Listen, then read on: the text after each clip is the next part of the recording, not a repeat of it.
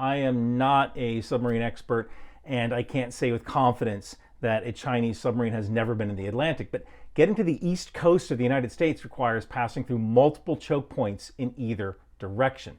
The Bering Sea, the Panama Canal, or the Strait of Magellan if you're approaching from the west, and the Cape of Good Hope or the Suez Canal if you're approaching from the east.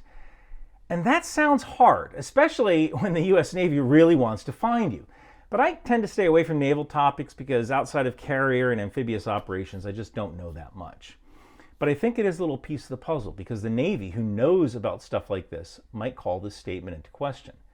And also, talking about war crimes and airstrikes in Afghanistan in 2019 doesn't make that much sense either.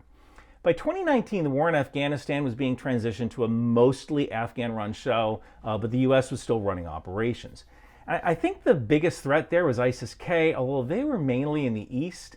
So if you look at this line, war crimes that were covered up during airstrikes in Nimroz province, this kind of leads me to think, what the heck was going on in Nimroz province that required 125 buildings being struck? Now, there is a UN report of strikes on drug facilities in May of 2019 in Farah and Nimroz provinces, which did cause civilian casualties. And this aligns with the email sent by Matthew Leibsberger, but maybe claiming that 125 buildings were hit in Nimroz could be a clue, since that is far beyond the UN number.